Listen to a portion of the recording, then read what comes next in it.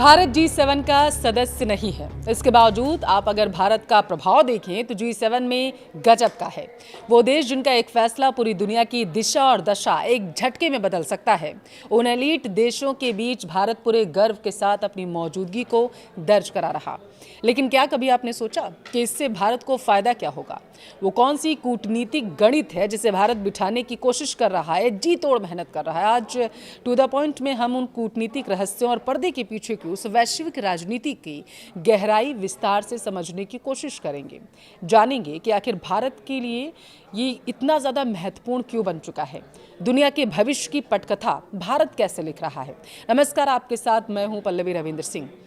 France का खूबसूरत avian शहर, 92वां G7 शिखर सम्मेलन, America, Britain, France, Germany, Italy, Japan और कनाडा, ये वो 7 देश हैं जो खुद को दुनिया की अर्थव्यवस्था और ताकत का एलीट क्लब मानते हैं।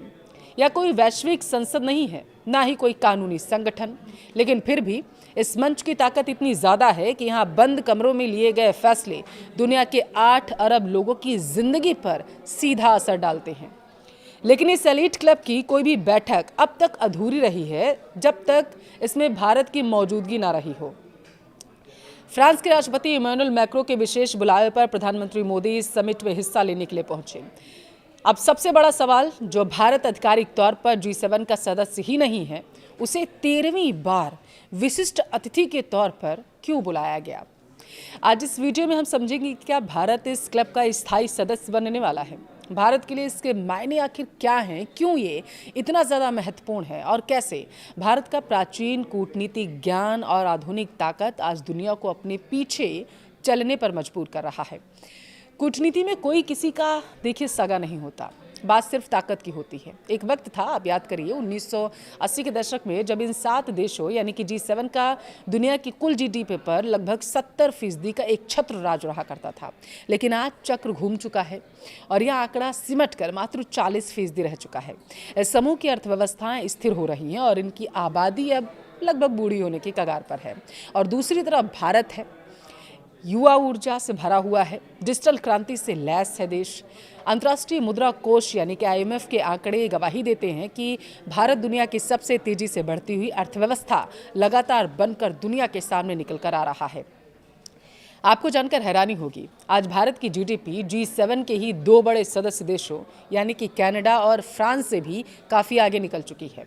आबादी के मामले में हम चीन को भले ही पछाड़ चुके हैं, लेकिन हमारी असली ताकत सिर्फ संख्या नहीं बल्कि वर्किंग पॉपुलेशन भी है। हमारी 68% आबादी कामकाजी है।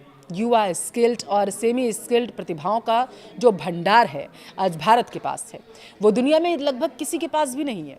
अमेरिका से लेकर जापान, यूरोप तक आज हर कोई हिंद प्रशांत यानी कि इंडो पैसिफिक क्षेत्र में अपनी पकड़ मजबूत करना चाहता है और बिना भारत के सहयोग के एशिया में एक पत्ता भी अब खड़कना लग रहा है, ऐसा नामुमकिन है। अब देखिए, यह सिर्फ एक कंट्रोल नहीं है, यह दुनिया की मजबूरी बन चुका है। दुनिया को भारत दरअसल चाहिए। अब आते हैं उस सवाल पर जो आप और हम सबके दिमाग में है, सदस्य ना होकर भी वहां जाने से आखिर भारत को क्या मिल रहा है?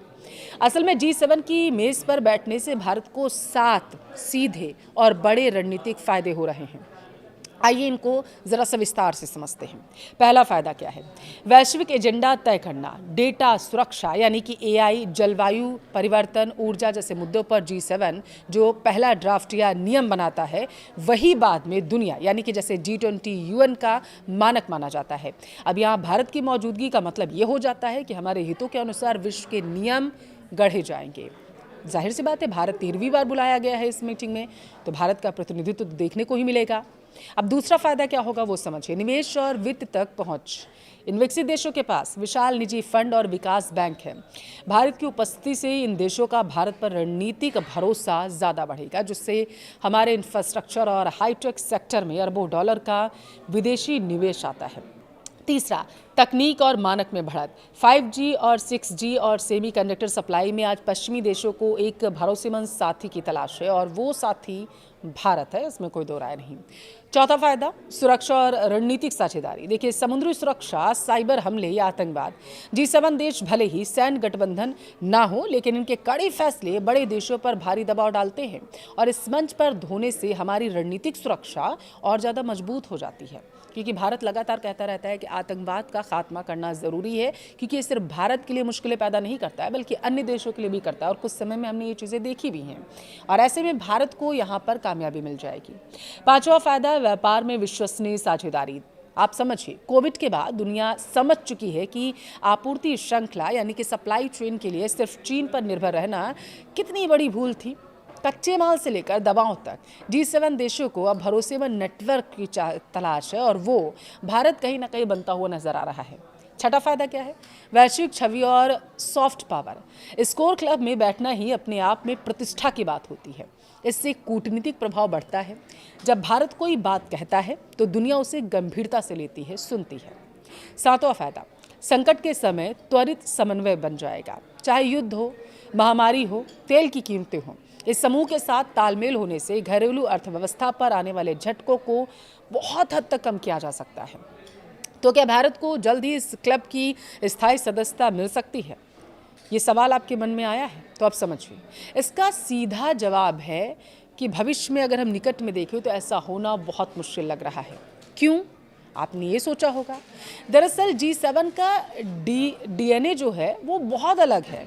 यह दशकों से विकसित और उच्च आय वाले पश्चिमी देशों का एक स्थिर समूह चाहता है, और ये रहा भी है। नए सदस्य के लिए सबकी सहमति चाहिए, जो बहुत मुश्किल है। हमने देखा है अमेरिका किसी का नहीं होता। कनाडा से अभी कुछ समय से हमारी वैसे भी अनबन चल रही थी। फ्रांस से रिश्ते भले ही हमारे अच्छे हैं, लेकिन सभी को एक मेज पर ला करके सहमति लेना ये बहुत मुश्किल है। भारत आज महाशक्ति है, लेकिन हमारे विकास की अपनी ज़रूरतें अभी बाकी हैं।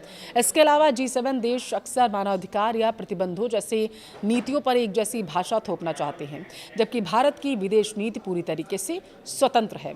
हमने कभी किसी गुटबाजी का हिस्सा बनना स्वीकार ही नहीं किया, लेकिन फ्रांस के एवियन से भारत दुनिया को जो संदेश दे रहा है वो बेहद स्पष्ट है। भारत ये बता रहा है कि हम ग्लोबल साउथ की बुलंद आवाज़ हैं। हम वो सेतु हैं जो अमीर पश्चिमी देशों और संघर्ष कर रहे विकासशील देशों को जोड़ता है। भारत का संदेश है कि आज के दौर में सिर्फ किसी क्लब की सदस्यता कोई मायने नहीं रखती, बल्कि वास्तविक साझेदारी और ज़मीन पर आपका प्रभाव सबसे बड़ा हथियार है। यह समिट कोई सामान्य कूटनीतिक दौर नहीं है। यह विश्व पलट पर नए भारत की वह सशक्त तस्वीर है जो बता रही है कि भविष्य की विश्व व्यवस्था भारत की शर्तों और भारत की भागीदारी के बिना फिलहाल तय नहीं की जा सकती। आपको क्या लगता है? क्या भारत को G7 का स्थायी सदस्यता के लिए पश्चिमी देशों पर दबाव बनाना चाहिए, या फिर बिना सदस्यता के ही एक मजबूत, स्वतंत्र महाशक्ति के रूप में अपना रुतबा ऐसे ही कायम रखना चाहिए? कमेंट में ज़रूर बताएं।